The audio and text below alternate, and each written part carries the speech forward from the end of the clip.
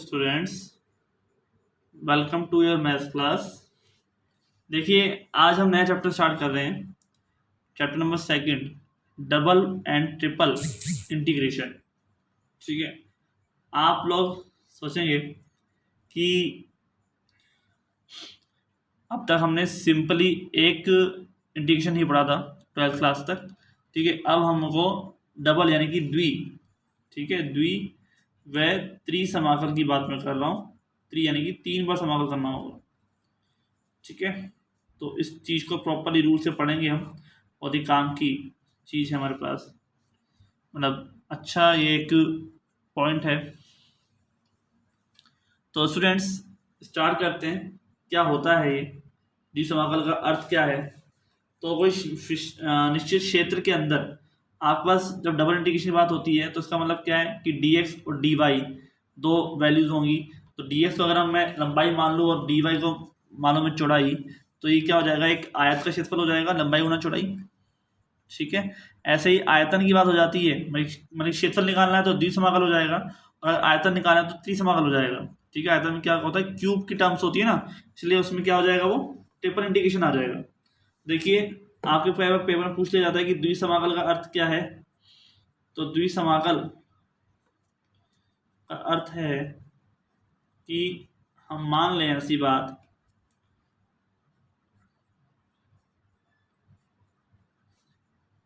कि x Y समतल, ठीक है, हमारे समतल है, एक्स वाई समतल में एक क्षेत्र है जो निश्चित है। ठीक है, निश्चित क्षेत्र ए है तथा स्वतंत्र चर है आपके पास एक्स तथा वाई का फलन एफ ऑफ एक्स वाई। ठीक है, इसके प्रत्येक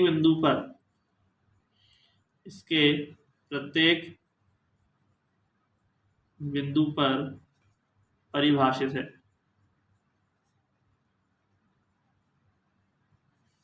ठीक है, कहीं कोई दिक्कत नहीं। तो ये एक्स वाई समतल है जिसमें प्रत्येक बिंदु पर परिभाषित है। तब हम उस क्षेत्र ए को, इस क्षेत्र ए को हम बांटेंगे, डिवाइड करेंगे छोटे छोटे बिंदुओं में। उन सब बिंदुओं को अगर मैं मिला दूं तो क्या बन जाएगा, आपके पास टोटल समाकल बन जाएगा। ठीक है, क्षेत्र ए को मैं n भागों में बांट सकता हूं, n भागों में विभाजित करके, जिनमें प्रत्येक का क्षेत्रफल, ठीक है, जिनके प्रत्येक भाग का क्षेत्रफल क्या हो जाएगा, डेल A1 डेल A2, ठीक है, ऐसे करते करते डेल AN।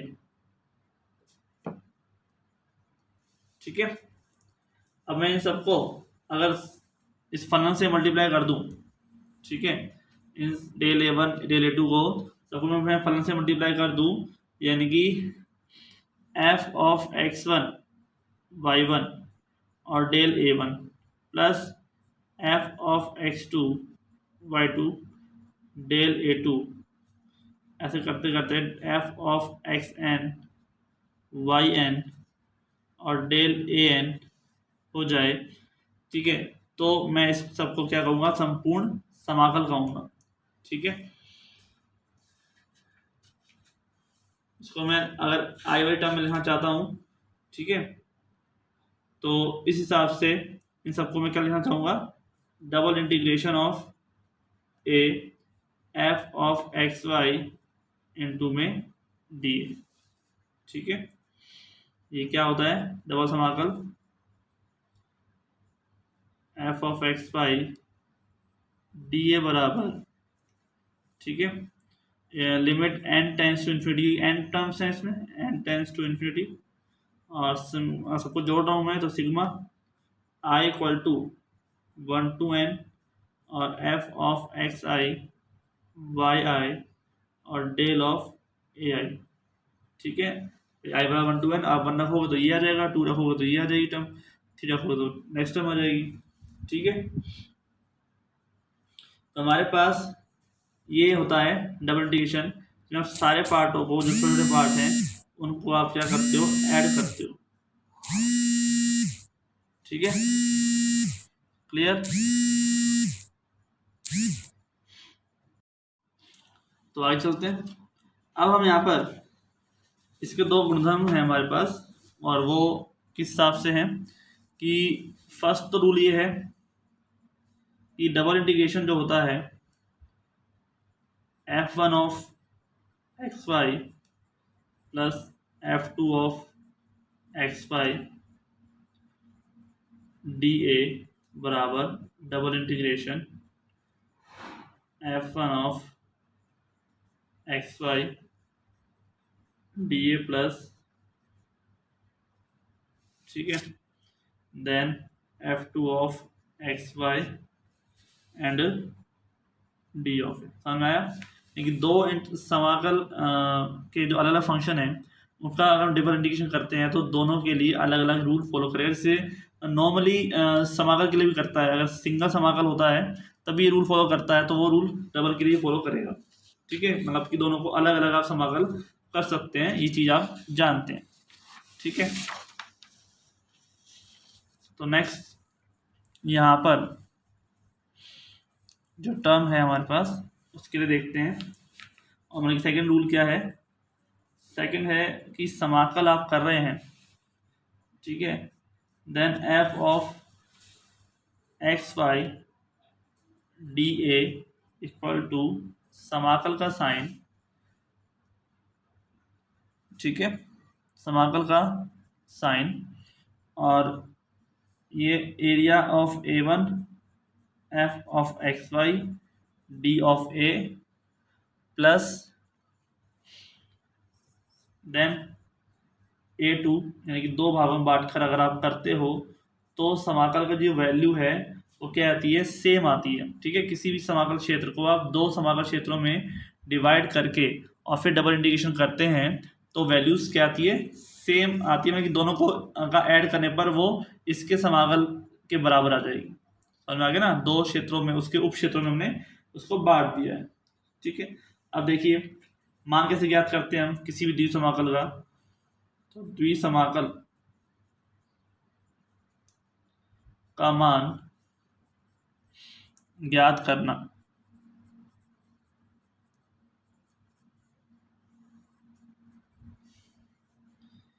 इवोल्यूशन ऑफ, ठीक है, पहले हम डबल की बात करेंगे फिर ट्रिपल की बात करेंगे। डबल की में तो अभी हमारे पास काफ़ी कुछ सीखना है अभी इसमें, तब जाके हम ट्रिपल पे पहुंचेंगे। तो देखिए जिस समाकल का मान कैसे हम निकालते हैं, क्योंकि सीमाओं का मान निकाल कर फिर समाकल करना तो बहुत कठिन है। ठीक है, इसलिए हम जिस समाकल में हम क्या करते हैं, चेंजेस करते हैं ना। तो यदि वक्र y बराबर हो आपके पास f1 ऑफ x, ठीक है, एंड y बराबर क्या हो दूसरा f2 ऑफ x, ठीक है, दो अलग अलग फलन है हमारे पास और लिमिट है हमारे पास x इक्वल टू a तथा x इक्वल टू b से घिरा हुआ क्षेत्र, से घिरा हुआ क्षेत्र है हमारे पास a हो, तो हम द्विसमाकल कैसे निकालते हैं? एक सिंपल सी चीज़ है, मैं आपसे ये कहना चाह रहा हूँ कि पहले किसका समाकल करेंगे, x का या y का, और कैसे लिमिट बनाएंगे, तो वो चीज़ मैं आपको सिखाना चाह रहा हूँ। ठीक है, मान लो आपके पास इस तरह से दे रखा है, यहाँ पर f of x y d of A को मैंने चेंज कर लिया x और y के अंदर, यानी कि मैं लिमिट लगा रहा हूँ, इधर लिमिट लगा रहा हूँ मैं a से b, एंड लिमिट लगा रहा हूँ मैं f1 ऑफ x और f2 ऑफ x। क्यों? देखिए ध्यान से क्या करने वाला हूँ मैं, बहुत ध्यान से देखिए आप इस चीज़ को। यहाँ पर क्या दे रखा है, y दे रखा है, ठीक है, दे रखा वाई, तो लिमिट किसकी आएगी सब पहले वाई की, यानी इस तरफ, और डी एक्स है इसका मतलब लिमिट किसकी है एक्स की। अब देखिए आप ध्यान से कि वाई बराबर क्या है f1x, वाई बराबर दूसरा क्या है लिमिट f2x, ठीक है। यहाँ पे लिमिट एक्स की कैसी है कांस्टेंट है, x इक्वल टू ए और x इक्वल टू बी, ये तो क्या है कांस्टेंट है ना, और ये क्या है वैल्यू फलन के रूप में। तो सिंपल सी बात है कि आपको जब भी डी समाकल निकालना है तो जो भी वक्र आपको दिया होगा उसमें y की लिमिट तो निकलेगी x के रूप में और x की लिमिट निकलेगी अचर के रूप में, ठीक है। ये बात फिक्स है, सब चीज़ का ध्यान रखना थोड़ा है ना। तो आप देखिए जरा, अगर इसका उल्टा होगा ये डी एक्स डी वाई की जगह डी वाई डी एक्स होगा, ठीक है, तब इसका भी उल्टा हो जाएगा, तब y की लिमिट एक्स लिमिट निकलेगी y के रूप में, ठीक है, और y निकलेगा अचर के रूप में, कांस्टेंट के रूप में निकलेगा, ठीक है। तो अब यहाँ पे देखिए हमें कैसे इसको सॉल्व करना होता है। यहाँ पे आपके पास इस तरफ हम जा रहे हैं तो पहले क्या आ रहा है, हम इस तरफ जा रहे हैं तो पहले क्या आ रहा है y आ रहा है, तो पहले जो सॉल्व होगा वो कौन होगा y होगा, ठीक है। उसके बाद इस फंक्शन के अंदर लिमिट रखी जाएगी y की, और यानी कि ये f1 f2x, उसके बाद उसको सॉल्व करेंगे हम x के लिए, और फिर लिमिट रखी जाएगी a और b, x की जो लिमिट है ना, समझ में आ रहा है। तो इसको हम क्या करेंगे सॉल्व करने के लिए कि a और b को तो हम छोड़ देंगे बाहर और लगाएंगे बड़ा ब्रैकेट, नहीं मतलब ब्रैकेट, ठीक है, और इसको ले जाएंगे इसके अंदर f1 of x and f2 of x, ठीक है। और ऐसे हम इसको थोड़ा सा अलग सेपरेट सा कर लेते हैं कि डी वाई जो है वो अंदर आ जाएगा, ठीक है, ध्यान रखिए डी वाई आ जाएगा अंदर और डी एक्स चला जाएगा बाहर, क्योंकि पहले किसके सापेक्ष हो रहा है वाई के सापेक्ष होगा, क्योंकि वाई है सबसे पीछे, ठीक है, इस तरफ से सबसे पीछे है। तो वाई की जगह अगर एक्स यहाँ होता और वाई यहाँ होता तो पहले किसका होता एक्स का होता, फिर बाद में वाई का होता, ये ध्यान रखिएगा, ठीक है। समझ में आया ना, बड़ा बन जाता है ये, क्लियर, कोई दिक्कत नहीं। तो स्टूडेंट्स ये चीज़ थी हमारे पास जिसके अंदर हमने यहाँ पर इसको समाकल का साइन चेंज मतलब कि इधर उधर कर सकते हैं, ठीक है। यहाँ पर हम क्या करेंगे x को अचर मानेंगे ना, x को अचर मानकर मैं लिख देता हूँ, x को अचर मानकर f ऑफ एक्स वाई का पहले y के सापेक्ष, जब सवाल करेंगे आपको तो अच्छे समझ में आ जाएगा, y के सापेक्ष समाकल किया जाता है, y के सापेक्ष समाकल किया जाता है, पहले किसका होगा y का होगा, ठीक है, कोई दिक्कत नहीं। तो इसमें सॉल्व करने के लिए हमें जो है वो पट्टिका के रूप में इसकी लिमिट निकलती है, लिमिट निकालना भी तो होगा ना, कई बार लिमिट आपको ऐसी दे रखी है तो आपका जनरल फॉर्म है, अब लिमिट निकालना भी आपको सीखना है, लिमिट कैसे निकलती है वो भी हम आपको जो है बताएंगे। देखिए हम इसमें एक आयताकार चित्र बना लेते हैं, ठीक है, आप एक रफली बताता हूँ, फिर आप जब क्वेश्चन कराऊंगा मैं तब मैं उसको आपको मैं अच्छे से बताऊंगा कि देखिए यहाँ पर आप समझिए ध्यान से, ये एक डायग्राम है, हमेशा डायग्राम बनेगा जब आप लिमिट निकालोगे तो एक डायग्राम जरूर बनेगा। ये एक्स डैश है, ठीक है, ये एक्स है और ये है आपके पास वाई डैश और ये है वाई, ठीक है। जो भी वक्र है आपके पास, जैसे वक्र है आपके पास वक्र आपको दिया जाएगा, परवलय दिया गया तो परवलय का डायग्राम बनाइए, आपको दिया गया वृत्त तो वृत्त को बनाइए, आपको दिया गया है एस्ट्रॉयड, वो सारे है आपके पास वक्र, जो वक्र आपको दिया जाएगा, इलिप्स दिया गया तो इलिप्स बनाइए, तो उस हिसाब से डायग्राम बनाएंगे, ठीक है। हम यहाँ पर भी आयताकार चित्र बनाकर जनरली फॉर्म बना रहे हैं, ठीक है। ये ऊपर वाला वक्र हो गया और ये हो गया नीचे वाला वक्र, ठीक है।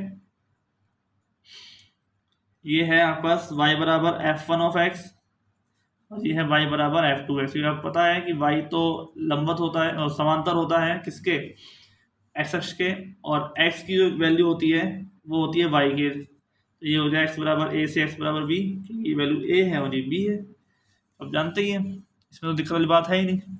अब क्या करेंगे हम यहाँ पट्टिका लेंगे, ठीक है, लिमिट निकालने के लिए हम इसको ऐसे बना दिया। अब आप देखेंगे कि समाकल है वो अगर dx dy है, ठीक है, एंड में क्या आ रहा है y आ रहा है, तो पट्टिका लेंगे y अक्ष के समांतर, पट्टिका का मतलब ऐसे करके पट्टी ही बना देंगे ना, एक स्ट्रिप बना देंगे, इंग्लिश में बात करूँ तो स्ट्रिप, स्ट्रिप बन जाएगी, और स्ट्रिप को आप घुमाएंगे ऊपर से लेकर नीचे तक, तो लिमिट किसकी निकल के आएगी, वाई की।